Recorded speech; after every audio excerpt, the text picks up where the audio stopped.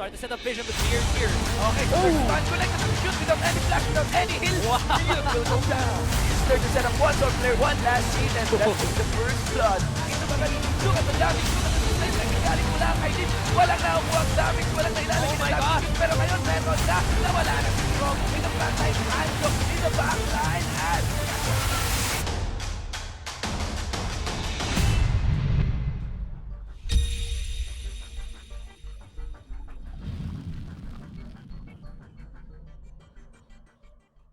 And we are back, ladies and gentlemen, this time for the second game of today's episode, the first week of the Lenovo LCL 27 in Spring. We're gonna be your shoutcasters for this match. Ako po si Shinbu with the 149, and of course, this time with me is Vulcan. So we just came in from that game played between TIP Animeholics, ex-champion, of course, versus CDSL button mashers. Actually, when TIP entered that match, they rolled poke composition. And alam naman natin ang kahinaan ng poke composition. You just go hard engage on them. Don't allow them to like whittle your life down. And yes, that is opened up by Spongy on the Rengar. Pero, kapag nag-fail yung unang jump mula doon sa Trail of the Hunt, wala na silang form of re-engage, and all that TIP needs to do is just to group up, then poke again. Yun yung naging problema. And yeah, we also saw that in this collegiate level that how these teams are adapting. And Yes. of course, we're just running the 6-man system. And of course, like what you said, Shibu, when you run on the poke composition, it's because of the recent patches. Oo. 7.3, lethality is overpowered. Not overpowered. Ang dali palambutin ng mga tanks Yes. sa front line. Meron ka pang Lord Dominic's regards, may Blade of the Ruined King ka pa. But of course, the talk of the town right now is lethality. Before we get into our match between the button mashers muli ng CDSL and NEU Paradigm Esports, we want to send the biggest congratulations sa first winner ng ating Search and Win promo. So, sa Search and Win promo po kasi natin, we got a trivia question.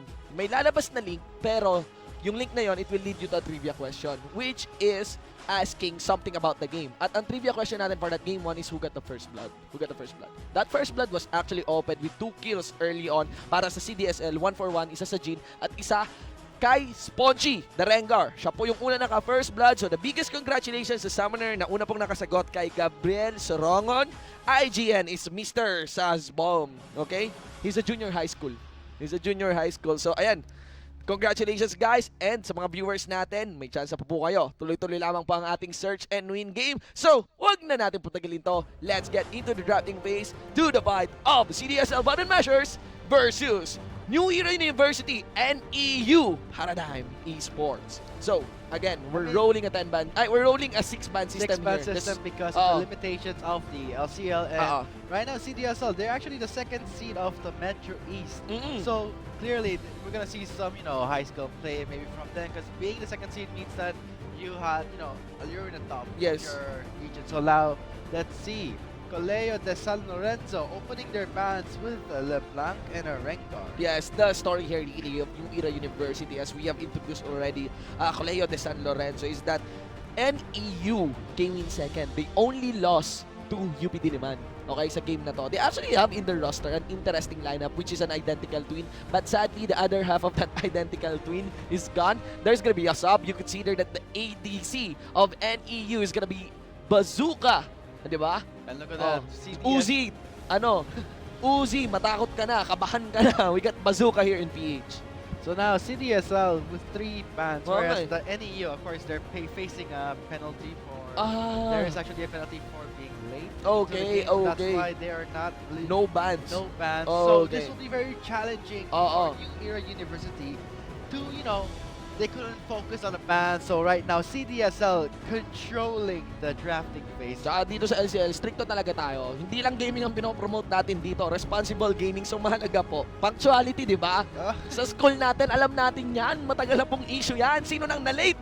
Well, I'm always late, so I can really relate to NEU. But Okay. when you're late, it's okay. It doesn't mean you lost the game Ah, already. But Kung sa school, pag na-late ka, may marka ka, may penalty ka sa classroom mo. Dito rin po sa LOL, yan. Wala kang ban. well, you can't be late if you're absent. Oh, diba? Pro tips from Vulcan. Wait, don't follow my The mechanics. Anyway, so Anyway, for the yeah. bans here, we got the LeBlanc, we got a Rengar, and Camille. Lots of big potential being removed here by CDSL against the Paradigm Esports ng NEU. Interestingly, kay Spongy, there's a very, very interesting swap in terms of play style here for the jungle. Kanina Rengar, now we got a Ivern, an Ivern. Now, all I can recall really here is of Spear of Jenks King Esports. Do take note na the major difference between Ivern and Rengar is on the damage that they can bring to a team. Ivern, as Jet has mentioned it, has a laughable damage. Okay? But in terms of utility, napaka-superior. Utility, team clashes, Daisy with the shield. Plus control. Plus the follow-up with the first skill, the seed. I I mean, it gives your allies a free gap close. Yeah. So let's see how NEU is going to face against an Ivern. It would be Kha'Zix.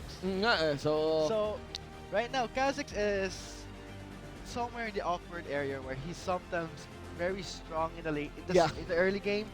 But if he's not strong in the early game, when it comes to the mid game and late game, he falls off terribly. Yung nerf na naman kasi ni He Kha'Zix got talaga. nerfed so Whenever hard. that taste their fear, napapansin ko lang kay Kha'Zix, if yung kit niya kasi, the weird part about Kha'Zix really is that he has a lot of knobs in his kit. I've read a lot of him about how Riot works on him. The thing about Kha'Zix is that if you understand Kha'Zix, he got a burst, he got a quick upfront damage burst, he got side utility na wave clear on the Void Spike. He also has this evolution mechanic. He also has this gap closing. And he also has stealth. Yun yung weird kay Kha'Zix kasi. There's a lot of knobs. So, ganito yan. Kapag ganyan po ang isang champion talaga, pag maraming knobs yan, ang hirap niya i-balance. Not in a sense na overpowered siya. Pero, minsan, for the most part, if you observe Kha'Zix update, dun nasasaktan lang siya talaga kapag ang ninenerf yung isolation niya, yung bonus isolation niya, yung bonus damage sa isolation niya, madalas on the taste their fear. Yeah, also the resets. So if you don't get the resets immediately, I mean, the resets was 60%, 65, now it's 35. So Kha'Zix has that, you know, he can't keep leaping around after killing. So now CDSL locking in their final composition here. It's of course going to be, you know, we've seen Varus in the BGS. Now we're gonna see it in the Nautilus LCL. stop. So we'll be seeing an Nautilus stop. There's a time really before the nerf on the Courage of the Colossus na the one who's been dominating for the top lane is Poppy, Maokai, and part this one is a Nautilus. Okay, so it's still viable. I mean, we won't be seeing any Trundle here. Okay, so clearly kung ano man yung tankiness dito ng mga frontliners ng dalawang school na to, they will remain sa tank. They will be really surprised. But in terms of out-damaging, clearly the Nautilus will have more damage compared to the Maokai. But clearly, you know, maybe a Trundle will be better. We've seen in some games, and some even international scenes, that Trundle heavily counters the Maokai. But let's see how NEU is gonna play it out without any bans. Plus the ultimate of the Nautilus compared to the Maokai, it bypasses targets. Actually, yung travel time ng ultimate ng Nautilus has a buff in it, di ba? It gets a knock up onto the rest of the members na madadaanan nun. Yeah, no matter how much you flash away, it will always catch up. It will catch up with you. It's a targeted skill. It's not projectile, ladies and gentlemen. Understanding NEU, Paradigm Esports composition naman dito. To be paired on that Maokai, we got a Zillion in the mid lane. It's really nice to see a Zillion mid lane. He could work. He's actually pretty strong with the bumps, but I think so. We also seen it in previous games in the PGs where the Zillion was really strong in terms of the Chrono Shift. And the Endless Ace became an MVP playing the Zillion. Just because, not because of the damage that he deals, just because of the Chrono Shift and how crucial it is in a composition. And right now, understanding, you know, Kha'Zix, even the safety on this Ashe, in the instance na ang dinadala kasi dito ng New Era University sa bottom lane damage with Zyra, of course, plus the Ashe. So, for utility, it got covered by Zillion. Movement speed, plus, ayun nga, an assurance, secondary life, Chrono Shift. Clearly, NEU is going for that long sustained fight. I mean, the second life will really change the tide of the fight, but the thing is, where will he land? Will use that skill? It could be Bazooka, but there's the Varus. They also have the Crystal Arrow for the long-range engage. Heavy threat really here of CDSL is they have a lot of crowd control. They got a Varus ultimate. They have a slow even from the Karma and the Tether. The Shockwave mula kay Orianna also slow. Their jungle, hinawa? Jungle, Ivern is considered a high gold support in the jungle. Diba? In the fight, lagi siyang nasa gitna with the Daisy knock-ups, with the Root Caller, plus the Trigger Seed slow, not to mention the crowd controls mula kay Nautilus. Yeah, sometimes when you're in a team fight, it's best to just smite Daisy and finish Daisy off really quickly because the health regen is removed. It's like fighting of 6v5. Yeah, 6v5, but just because the health regen is removed, I don't think that's a big nerf on Daisy. Something maybe like the health scaling or something like that. Plus, there's a lot of plans. Kung magkaroon man tayo ng teamfight dito, maraming plans na lalabas. So, ang daming DOT na pwedeng ma-provide dito ng composition din ng new era paradigm esports. In a sense na there's also the Ash in the instance na ma-activate yung Rangers focus and isama mo yung Serenons. Because there's hindi lang regeneration yung ninerf kay Daisy, also his defensive stats. So, it would be easier to remove the Daisy here. But at what cost? Yun yung problema. Ilang crowd control yung tatama sa'yo bago ka makadeal ng damage dito. Very intuitive composition really from CDSL. I mean, going back to what you said about the the Daisy being nerfed on the defensive, but I think NEU has the damage to at least, you know, or the mobility to get away from Ivern. When, of course, when you see a Daisy, you don't want to commit to a fight because when you ignore Daisy, Ivern will deal so much damage. Yeah, you may want to fight from a distance. Fight from a distance or don't fight at all. Wait for Daisy to disappear or bait out the ultimate. Yeah, now our discussion on Daisy. Naalala ko tuloy yung practice tool montage video dito. Just to give you an idea, guys, practice tool is now available. Okay? Available po siya sa ating updated summoners, sa updated league client. Ayan, okay? Sa updated league client. Even for those na hindi po kasama doon sa beta test ng league client, on your G+, on your Garena+, makikita nyo po yung button sa baba ng League of Legends na classic client. You can download that, okay? Install the updated client kung kaya ng PC nyo. Then, of course, there, you can have access in the practice tool. It's a really nice tool, really. Yeah, like, you can allow your champion to teleport anywhere on the map, only life, only sustain. Not in a sense na mananalo ka sa game, kasi obviously mananalo ka naman talaga dun sa game na yun kasi wala kang kalaban. Pero it's very nice to like practice stuff there. Like for example, for the most part, ang ginagawa ko dun is only the insect kick. Walang hinto.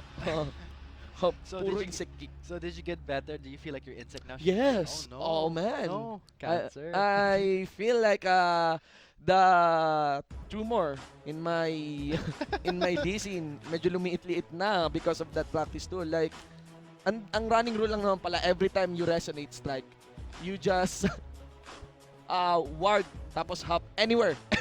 Then get the kick. Get the kick. So, most likely mukha na siyang insect kick. Yun ang running rule.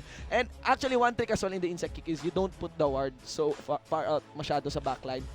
Kasi merong maikli lang ang distance ng ng Dragon's Rage. And the thing about Dragon's Rage, or rather the ward hop, mas mahaba yung range niya compared to the Dragon's Rage. So there are some instances na napapasobra ka sa insect kick mo, napapasobra ka dun sa ward hop, maglalakad pa ng konti yung Lee Sin. So bago the ultimate is called insect kick now, not anymore Dragon's Rage. Not anymore, kick. not anymore Dragon's Rage. Okay. So, The only legit Lee Sin ultimate is an insect kick. Okay, guys, ha? So guys, the practice tool is now live. Yes. So if you want to practice your insect kick like Shimbo, be sure, like what he said, download the new client and test it out. It is the LCL. So maybe new teams would want to try it out and practice. Yeah, syempre, mga estudyante tayo dito. We have a very nice habit and we are tasked to learn. And it's not, para sa bilang gamer, bahagi rin, malaking parte ng pagiging isang gamer ang matuto. Di ba? The practice tool challenge what you know. Challenge what you know, guys. Of course, this is the first week of the LCL Lenovo Spring, so really just interesting to see how these 48 teams are going to do in this first week, to see that how they place and how they move on. So right now, here are the players lined up. Do take note, guys, that what we're showcasing for today's episode is the Metro East Conference. Metro East Conference pa lamang po yan. 1 out of the 6 conferences that we are featuring here in LCL, in Lenovo LCL. Do take note na meron pa po tayong Metro West Conference, we got South Luzon Conference, North Luzon Conference, Visayas, and Mindanao. Here we go, game 2 of today's episode. This time, Colegio de San Lorenzo Button Mashers versus New Era University Paradigm Esports. Sino ang mga member ng school na to sa mga viewers natin? Kaway-kaway dyan. Be sure to put in the hashtag of your school, raise your banners, and challenge what you know as we dive into the game. Right now, let's see how these two teams will do with button mashers on the blue side. I mean, when you're on the blue side, you have an advantage. I mean, you may have a pathing advantage when you're jungling, especially if that's an Ivern. Yeah. I mean, Ivern being the lazy man's jungle can clearly rotate pretty quickly and the ability to give double buffs to any lane. Oh, yung direction kasi, for example, isang advantage ng blue side jungle is if you start red, you get your second cap, you can easily rotate dun sa bottom lane. That's what the Ivern is doing right now. So that's going to be a really healthy leash for any jungler. But I wonder how Jimboy Thunder is gonna play with that Kha'Zix, knowing that he's heavily nerfed and players in the pro scenes also have a hard time even using the Kha'Zix. So let's see how it will be played in a collegiate level. Akala ko maganda na yung IGN na Spongy, natalo siya ng IGN ng enemy jungler. Jimboy Tender. Diba? Parang bagong brand ng hotdog. And so... Kaya mo ba? Kaya mo ba? Anyway, interestingly guys, you could see here, the start of NEU Paradigm Esports was on the blue side. That is actually a nice start in a sense that you are predicting na yung Ivern would start red and could easily pick up the enemy. I mean yung jungle camp ng NEU dito. So preventive dish. Look at that. The Ivern went from the red straight to the blue instead of getting a let's say a wolf or a raptor. So it's clear that CDSL will focus on the bot lane, knowing that it's an Ashe and a Zyra. He actually has put on his passive on the Krugs here, Yeah, look at and that now Spongy. we'll aim to go for a visit here in the bottom lane. Let's see, guys. Oh, he's really timing it right. He's waiting for back. I think G has a read now. They have an idea that Ivern There is it is, here. but it looks like Bazooka is too far out. He flashed away. No more escape to heal as preferred. We'll be giving the first blood Wow. to CDSL. Yeah. It looks like Len's gonna use that well for an early lethality item. Clearly, G has an idea, but Bazooka does not. Now in the top And lane. now NEU returning the favor to their top side. Very low. Jingo Tender flashes for that and secures that kill. New Era University. No, this is what I like about Making sure that you Collegiate. don't get that early lead in the first blood. 1-for-1 kaagad. LCL, mga kaibigan. I like 3 it. minutes, 1-for-1. I mean, when you're in the LCL, it's really nice to see that we'll be seeing kills every minute. And I really like that in a game. It really makes the game interesting and makes me pumped up. Especially if you're playing your main champion, Yasuo, no? No. And, That's a joke. That's a joke. I don't main Yasuo. You don't mean Yasuo? No, I don't know Yasuo. Not now. For now. For now. For now. Well, I got permanently banned in my Yasuo main account. So guys, lesson learned, don't be toxic like me. Yes, of course. Now, going back. Sa game natin kanina, for that engage, I just want to emphasize how good the gank of Spongy is. Yeah. Learning how to play an Ivern here. Ang ganda ng idea na you brush yourself first. Use the brush maker just so you can hide saan manggagaling yung root collar ni Ivern dito. Nice touch there. Wow! That's actually really nice of Sponge. Like what you said, the brush color will give that enemy a hard time to read where you land that root color. Plus, it will give Ivern that range for the red buff for that slow. So yeah. What's so powerful about the root collar is that hindi naman roots yung kinocall niya eh. Root collar is calling for your teammates. In the instance that the enemy receives a root collar, guys, to those who are not familiar with Ivern, you get a free dash. Lahat ng teammates mo pwedeng mag-dash on the maximum hit range ng champion mo. So that's one. Okay. Backpack really on the ropes with that Ashe. Clearly, Backpack is putting the pressure onto Bazooka. But here comes the second Jimboy visit by Tender. Jimboy Tender. And now Kanako, what will he do? He fights the Tender. Kaya He mo ba to? goes down. And now it's going to be Kanako facing off that Maokai. Kellen gets the kill. It's going to be a 1-for-1 trade, but knowing that the Maokai will be getting more kills, but still, they're both tanks. Jimboy Tender, I think he overstayed there, meaning in the top lane. In a sense na, pwede naman muna siyang dumistansya, mabagal maglakad ang isang Nautilus. Then in the instance na nasa kill range na mismo si Kanako, doon lang siya nag-leap palapit. Because clearly, ang plano doon, you send 2 people in the top lane. The ideal scenario would be 1-for-0 and not 1-for-1. And right now, in our game, it's 2-for-2. Yeah, not just that, Jinboy Tender ganked the top lane. He was just 50% health. Here comes the second gank for Root collar Spongy. missed. Root colored mist, but the Karma Vine lands. Here comes the Len with the basic attacks. Nako! Double teleport, oh my god! It's going to be hammered and killing with the mountain. All in! Go all in, but here is Backpack left behind, to at least give his allies a chance to escape, give Haven that kill. Oh, Jimboy Tender! Jimboy Tender really testing his luck with Len. He has the shockwave, and Shockwave he's on very cooldown, low. though. Here comes Spongy, he might give the root cover, but does not. The basic attack of Pen will secure that kill, and now Kellen low on mana. This will be CDSL re-engaging the fight onto NEU. Really What's has no gonna mana. happen? Kellen's really low, he might go down.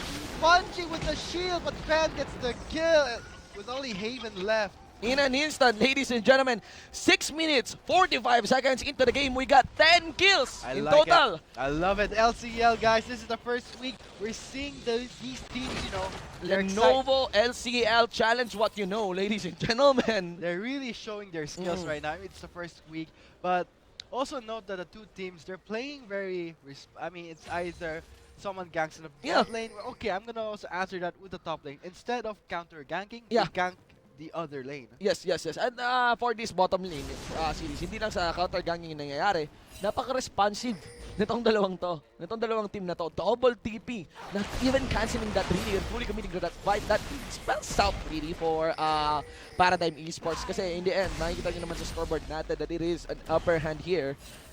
CDSL taking the upper hand here against New Era University Paradigm Esports. Bazooka is really having a hard time in the bot lane with only 2 long swords and a Doran shield. Oh, doesn't look like a bazooka really if you got only 2 long swords. And it's an Ashe, plus mostly Ashe as Rusher, Ruinance Hurricane, extends 850 edge.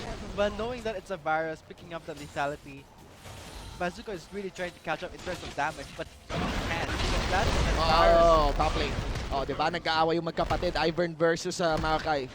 And Daisy gonna knock him off. This would be a secured kill for CDSL. No, my brother! So right now, Spongy really very participating in the gank. 0-0, 5 assists. That means 5 successful ganks for him.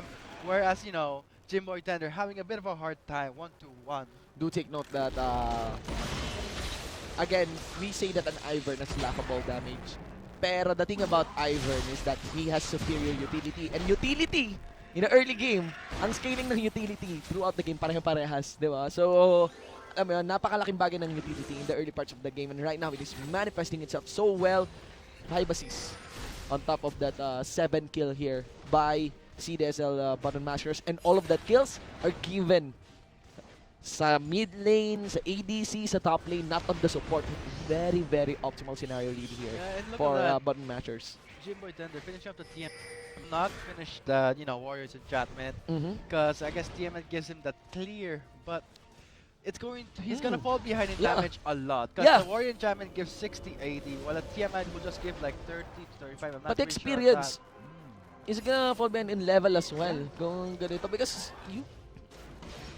I'd say you pick up the Tiamat really if you have like this lane and if you have this lane. Pero I think if you're in a lane, I think he wants to clear the camps fast and rotate as fast as Spongy because clearly Spongy has the superior clear with that Ivern. I see something here. The thing here is that there's really no reason then. No. What is Jimboy Tender here? Yung ginagawa niya is he is responding to the idea na Ivern, he doesn't need to rush any jungle item. That's the thing. The thing about the power of okay, hold that thought. Nice snipe from the bot lane of NEU, stunning Spongy. He's dangerous low, but the focus has been changed onto Bazooka. Here comes the shockwave. Harem is going to pop that ultimate, granting a second life, but delaying the fight. Jimboy Tenter really, he has to back away. He does not have enough damage, and now Pen chasing down the remaining members of NEU. Pen here.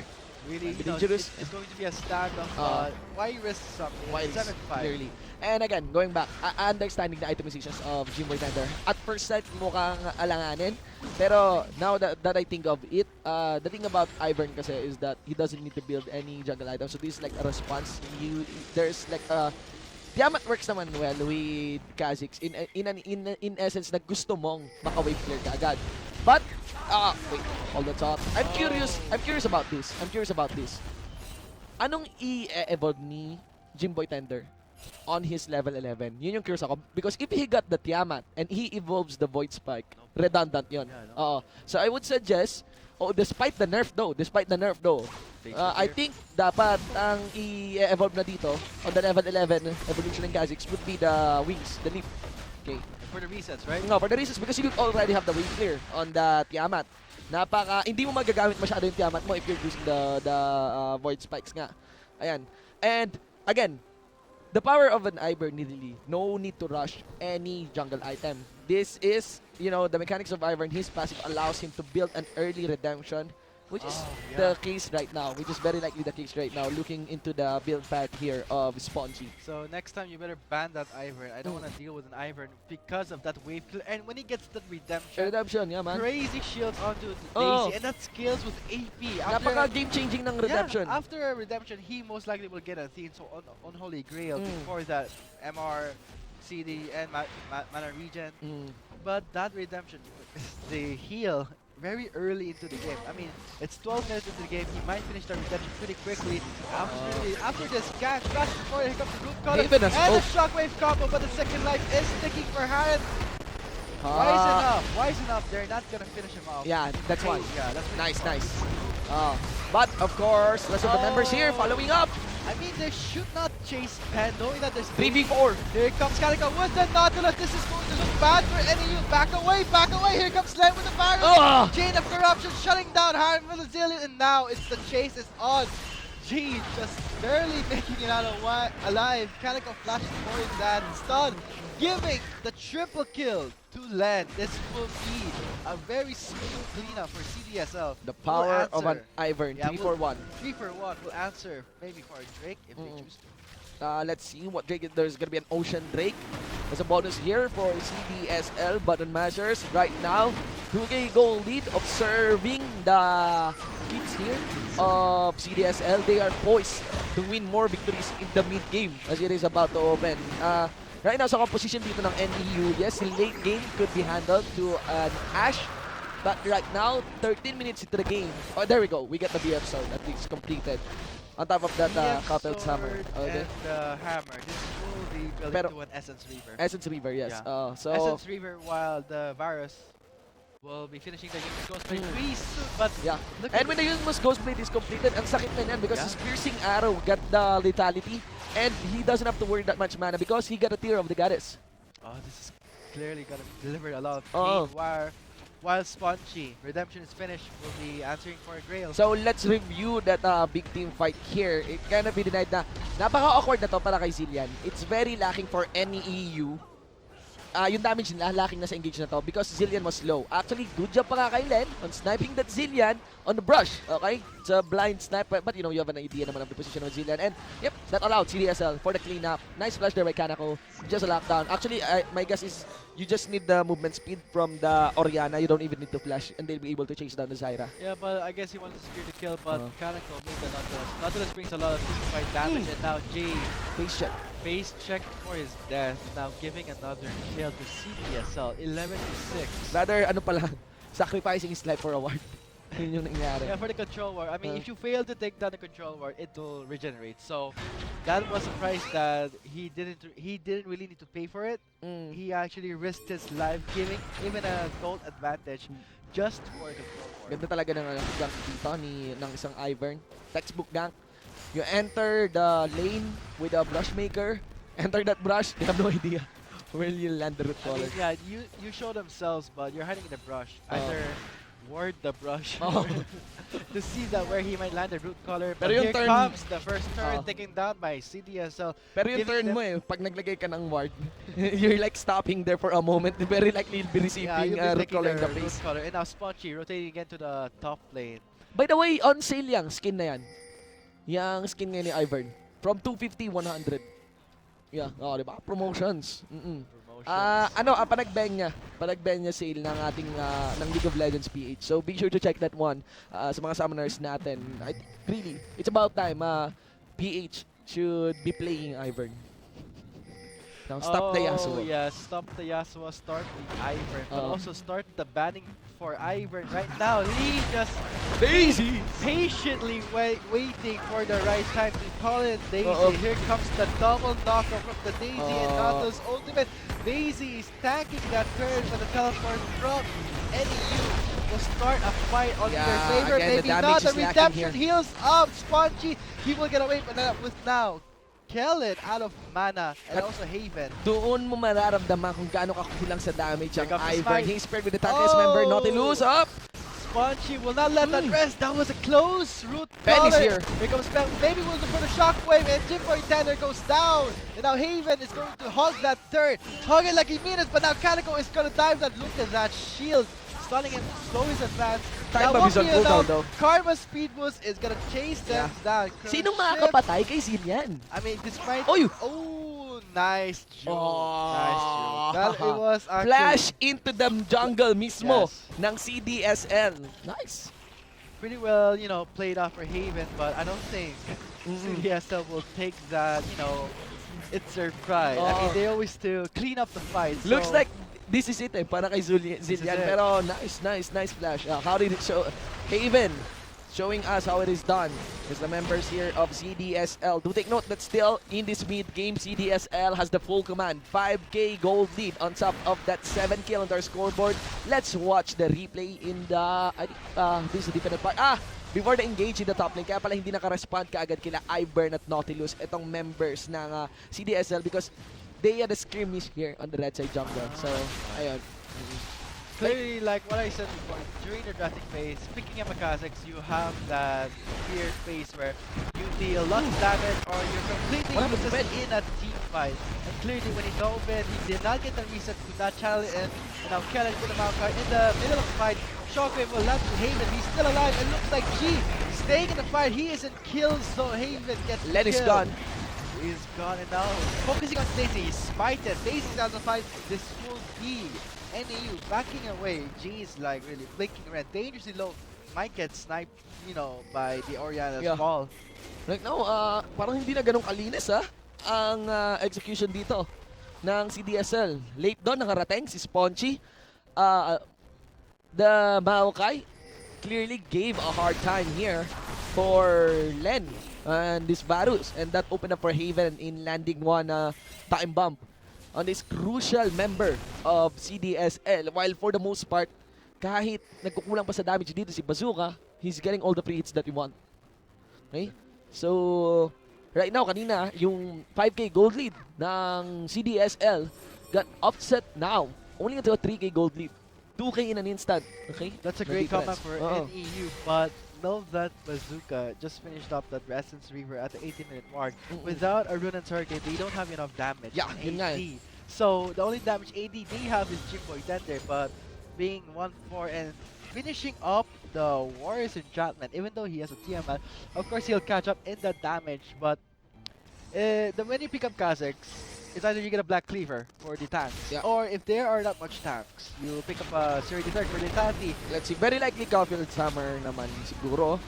Well, very likely Caulfield Summer ito pick up din ng Kha'Zix. We would recommend, and there we go. The leap is evolved here by the Kha'Zix. And now Kellen just picking the wrong time actually to teleport. He's all alone in the Dragon Pit. The Len hurts a Shockwave lot. will clean up G without any trouble. Haven laying those bombs. No one is going to catch them up. And now Kellen's all alone. Len gets the kill. He's the double kill with the Drake in the back for CDSL. It's going to be a cleanup again. Yeah, doesn't even need the piercing arrow, the final piercing arrow from Pen just to kill Bazooka. And for that, for that skirmish, it is clearly the lack of damage of the ADC ng New Era para ng esports that is manifesting. Kasi lots, mapapansin mo na ang daming binuhos doon ng CDSL para kay Trilin, dito, kay Maokai. And still, the follow-up damage, really. Diba? Yeah, man. Not there. It is not there. It's not there at all with 3 turrets down and 2 breaks for CDSL. It's looking pretty good for them. But NEU, they have to win it out, I guess. Right now, the Ash Bazooka will be finishing up the Zeal. I mean, building for that. Maybe a Rune Turricane.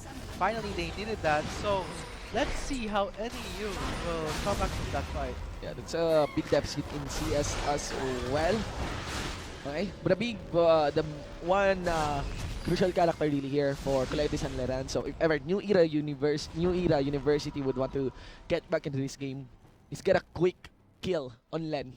Get a quick kill on Len, the ideal scenario, get a quick kill on Len, isunod mo si Pen, and yeah, you remove all the damage there Len from and Pen delivering the damage. But also, I mean, Jimboy 10, they're very struggling. Now we'll be finishing the Nightshade. The Nightshade. Okay, so not a Black Cleaver. Okay? I guess he needs the Nightshade to, spell sheet for the Oriana. I was suggesting kanina Black Cleaver, pero I think this is a better pick up. Go full build lethality and just assassinate the backline. Kasi crucial targets ngayon, it's a matter of catching the crucial targets here against CDSL. Oh, the damage from the piercing arrow just melted. Oh, nice arrow though. That is going to be a disengage for NEU. Wow, look at that damage. Oh my god. Bazooka and G are so low. So, did you see the lethality? Is that the full health? Full health as That well. was from full health. Blinking red, one more basic attack will finish him off. So, with 7-2, a Yoma's Gold play and a Nightshade. Isang longsword na lang yung kulang. Yeah, a pickaxe. One hit yung I think he's gonna go for Last Whisper and Lord Dominic's. That's going to be very painful. Gonna shred the tanks that are in the front line. So, you can see there, a stand up and set up here by Colegio de San Lorenzo sa top lane. They also got a good amount of vision sa red side jungle. If it's not the top lane inner turret, it's gonna be the Baron.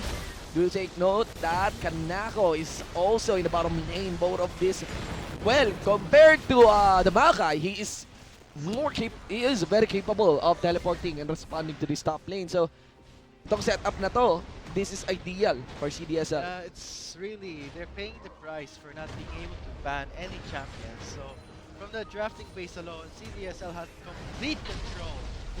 Picking the champions for themselves and picking the champions for NEU. So, right now, their composition is looking very good. And CDSL in the red side, rotating to the mid lane, they're done with top lane. It's all washed out. So now they will destroy anything they want. Feel like, going on for maybe pick off a member of NEU, then continue to a Baron, or wait it out. Let's see, ladies and gentlemen, do take note na from a distance may napakalakas din na initiate tool dito ang NEU. It's only the damage that they are lacking, but the enchanted crystal arrow is still there. We just saw the battle of the century kanina sa bottom lane, Nautilus versus Maokai. Really going at it. As expected, no casualty on that 1v1. Looking into the itemizations, you could see that it's not just Lenus bringing damage here. From that lethality, he also got a lot of damage coming in mula sa Luden's Echo.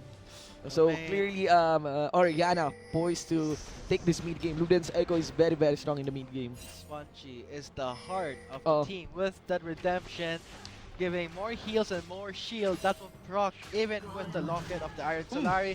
So clearly, CDSL will deny NEU a lot of damage. Their only damage being Haven with the Zillion. Here comes the Baron. The Russian Dorelai not paying off here for G. Gets one comboed here by Pen. Now it's gonna be a 4v5 scenario. If ever New Era Paradigm Esports will fully commit onto this one. Corrupted Chase, one crucial ultimate is gone. Daisy is sent into the backline. That's how it is done. A show to us by Spongy. Let's go. And now the Baron will be dangerously low. This will be CDSL taking the Baron, maybe not. Jimboy Taylor trying for the steal. Red team still secure the Baron. That is a steal for NEU. But now CDSL will not let that happen or let them get away safely. With only Jimboy Taylor down, NEU got the Baron they needed the most. CDSL a bit, ruined on their pride for losing that Baron. Clearly the ideal time bomb from heaven, ladies and gentlemen. Securing that Baron. Nice! Remember the time where the Elder Drake was stolen and that changed the tide of the fight. Oo nga eh. Let's see NEU with the Baron, a second chance, a miracle steal. Kailangan din ng miracle farm dito ni Bazooka talaga to get his second core item. Kasi right now, Manamune is already completed onto Len here. And I'm really curious how much damage can he deal against the Ash here of NEU. I'm curious if one hit na baka one hit. Yeah, clear it's going to be one hit from Bazooka. Here comes Three members onto the Titan of the sea. Capitalizing on that Baron buff. Look- Let's see. Spending a lot of, skills on that, but NEU has the Baron buff. Right now, the Baron buff is changed a lot over the years. It's now used for pushing. Oo. Not anymore, if you get the Baron buff and don't use it to push, you are wasting it. Bazooka still alive. Bazooka still alive, and Ken will be going down, giving the kill. Jimboy Tender. Giving Jimboy Tender the most needed kill he needed, and now the ultimate is wasted onto Jimboy Tender. This will be, like CDSL. They're very hot-headed. I mean, they lost the Baron, and now they're making some mistakes that they did not want to give. Just NEU. I mean, if you give NEU more kills, you're gonna make more mistakes. And with the Baron's gone. The thing here is by composition, behind lang talaga dito, itong ating Ashe. Pero by composition, mas mataas ang damage ng NEU. Kailangan lang talaga ng second core item dito ni Ashe. Okay, back and forth fights. This is Messi, a fight for but NEU. They have to win this with Pancon. This Bazooka! gives them a head start with Bazooka delivering the damage. Kaneko very low, but Daisy's the focus Lendo, of all the fire. piercing arrow. Jimboy Tender focusing his eye on the Inferno, but Len trying to snipe away. He flashed away from the arrow. Haven waiting that skill. Second life. Is that the ideal? The Len! There we Len go. is being Snipe. ignored with a piercing arrow, delivering that pain. Len is gone. Len is gone, and look at that. Kaneko sweeping and fight with Here his comes Pen. Titan, and G overstayed, giving Kaneko a double Oh my kill. God. And now it's This going fight. to be a battle of the tanks. Triple kill for the NEU tank. And Here we now go, here we go. Kellen. Oh! Quadra kill for Quadra Kaneko. kill for CDSL Diba? plus the Infernal Drake. How to 6v6 only here in LCL. Challenge what you know, ladies and gents. Napakahaba ng teamfight na yun. Even allowed for Kaneko to respond again. The reason Into the why lurker. behind that, CDSL really, with the redemption and the locket, it just could show that team fight was heavily sustained, while NEU, I mean, G was just like a display, walking back and forth, not doing much, and with Bazooka gone, they had no, source of other in terms of AD damage, so that's why CDSL won that fight. And it cannot be denied as well na kaya na offset na dito yung lamang ng CDSL is dito nang ma-manifest yung pag-fall off ng Ivern. Malaki ang damage difference ni Jimboy Tender. I like mentioning that. Ni Jimboy Tender sa kay Spongy against this Ivern. It's really showing that CDSL losing their cool. I mean, losing the Baron may have, made them a bit tilted. But NEU really, with the Baron buff, they got them a nice lead. But if CDSL wants to continue this lead, it relies heavily on lens snipes now, on the piercing arrows. They can't afford to start Lose the fight again. Because look at Jimboy Tender finishing up that lethality plus the Tiamat. And now Bazooka catching up to the damage of the Hurricane. This will be thanks to the Baron. NEU still fighting strong. What they can do is set up Brosses here. Just watch out for the ball of the Oriana or the twisted advance of the Makai. Let's see. Watch out for Kaneko's, Nautilus chain corruption will channel through. No one to follow up. That is a wasted ultimate for CDSL. With This is one not down, good. Something has to be done here by NEU. Something has to be done here by NEU because they cannot let CDSL knock on the door like that with Daisy out of the fight. Here comes the redemption. Plus here is the team fight of CDSL. Will they win? Here comes Gadget in the middle of everything. Shockwave combo, 3-man knockout, but won't do much. Jimboy Tender goes in for the reason. He flashed away from Kaneko, but here comes the Titan. Strong and healthy. It will be a cleanup again. Double kill.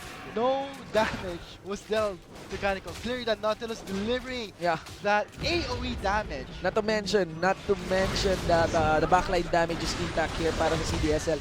Clearly a riot in the village here to be done by the button mashers. It's going to be game set. This is game set for CDSL. Managed to break the front line of NEU. Only Jimboy Tender left. It's very hard really for Kha'Zix to jump onto this. He can't jump anything. There is still the Lots of Ivern crowd control. and the Nautilus. Congratulations to CDSL. A nice clear in the bot lane. Transitioning to the next set for the cleanup. Yes, that's how it is done. Not allowing for NEU to further offset the lead that CDSL has established in the early game and even in the mid game. The biggest congratulations for Colegio de San Lorenzo button mashers against New Era University Paradigm Esports. Nice Really game. nice game. Very. I really like how it was very enjoyable. I mean, the LCL scene. It's nice to see how these two teams are experimenting each other. But let's hope that the mistakes won't be happening again. I mean, it's their first game. I had a feeling this is an uninformed statement pero ang ganda tingnan ng mga clash ng LCL. Parang week 1 pa lang to and we had that 6v6 fight in the Elder Drake. In the Infernal Drake. Haba nung laban. And I kind of feel na mas ang ganda tingnan talaga dito ng Ivern ni Spongy. Definitely on this run in the Metro East on our stream, making a name for himself, the jungle here of CDSL. Do take note that despite losing against TIP, Spongy has opened up a really nice early game for CDSL against TIP, and this time a really nice game for them to take the victory against NEU Paradigm Esports. You can see the end game screens natin that it is the Oriana and also the Varus, Pen and Len of CDSL. You know? I mean, it's nice that the CDSL bagged in that victory, but this will also give the enemies information that probably we should find the Ivern next game. So let's see how Spongy, the eyes are set onto him with the Ivern. So let's see how it's gonna go up in the following weeks. Do take note na meron pang laban din ang Paradigm Esports. This time kalaban ng JRU, Heavy Bombers. Alam niyan, JRU, di ba? Like it's an echoing name here really in LCL, a heavy threat. Only losing, if I'm not mistaken, only losing to CDS. I mean, they will lose to CDSL only by default. And they are now on vengeance mode against everyone. JRU, has this thrill of the hunt map. Let's see how NEU Paradigm Esports will recuperate mula dun sa talo nila against CDSL. I think they have to maybe pick up a different ADC for Bazooka here. Something that has more utility in the instance na kung mabehind man yung bottom lane dito ng NEU ay hindi ganun ka-punishing. Kasi if Ashe gets behind talaga, Ashe is very much dependent on the items. Very farm-based. Same as the Zillion also. And also Kha'Zix. Kung ano sana yun, kung Jhin sana yun, diba? Yeah. Or, if it's a Jhin, really, the battle is in the other side. I think there's more utility in there. There's still damage mula dun sa curtain call, diba? There's even the traps to set up and a pick, right? The pick mula dun sa Deadly Flurs. We'll see, guys. We'll see. Nabigyan shoutout sa mga viewers dyan ng Colegio de San Lorenzo. We'll see them again. If ever, medyo matagal-tagal pa po kasi yung mga next broadcast natin will be featuring the other conferences. We have been your shoutcasters for this game. Ako po si Shinbong with 149. Of course, with me is Vulcan. This is the Lenovo LCL 2017 Spring, and we'll be right back for Game 3. So with the Nautilus, this is bad for NEU. Back away, here comes Len with the fire. Chain of Corruption shutting down Harden from the ceiling, and now it's the chase is on. Jeez, just barely getting out of alive. Calico blocking for that stun, giving the triple kill. Len, this goes Benny's here. Here comes Ben. Benny will put a shockwave, and Triple Extender goes down. And now Haven is going to hug that turret. Hug it like he did it, but now Calico is going to dive that with that shield. Stunning him, slowing the fast. Time of his own cooldown though. Karma's Pupus is going to chase them down. Sino makakapatay kay Zin yan? I mean, despite... Oy! Nice. Scenario. If ever you Era Paradigm Esports will fully commit onto this one, corrupted chase, one crucial ultimate is done. Daisy Hello, sent into the backline. That's how it is done. As shown to us by Spongy. Let's go. And now the Baron moving dangerously low. This will be CDSL taking the Baron. Maybe not. Jimbo Taylor trying to steal. Red team still secure the Baron. That is a steal for NEU. But now CDSL will not let that happen or let them get away safely. With only Jimbo Taylor down, NEU got the Baron. Okay, back and forth fight. This is messy, a fight for but NEU. They have to win this with Pan God. This Bazooka! is a head start with Bazooka delivering the damage. Calico very low, but Daisy's the focus Lendo, on all the fire. piercing arrow. Jimbo Tender focusing his eye on the Infernal, but Len trying to snipe away. Gee, he flashed away from the arrow. Haven baiting that skill. Second life. Is that Second. the ideal? The Len. There we Len go. is being Snipe. ignored with a piercing arrow, delivering the pain. Len is gone. Len is gone, and look at that. Calico squeezing that fight with Here comes Ben. And Gee overstaying giving Calico a double kill. And now it's going to be a battle of the tags. Triple kill for the NEU stand. And Here we now go, here we go. Kellen Oh, what? They cannot let CDSL not gonna go like that with Lazy out of the fight. Here comes the redemption. Plus here is the team fight of CDSL. Will they win? Here comes Tragic in the middle of everything. Shockwave combo, 3-man knockout, but won't too much. Team Contender goes in for the reason. He brushed away from Calico. But here comes the Titan. Strong and healthy into the kingdom again. Double kill. No damage was dealt to Calico. During that knockout was literally got 8 damage. Not to mention that the backline damage is intact here para sa CDSL. Clearly a riot in the village here to be done by the button mashers. Game set. This is game set for CDSL.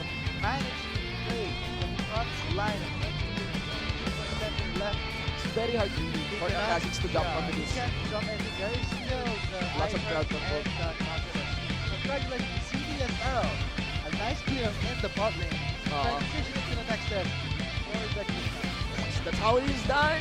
Not allowing for NEU to further offset the lead that CDSL has established in the early game and even in the mid game. The biggest So for the congratulations. Nautilus, this is bad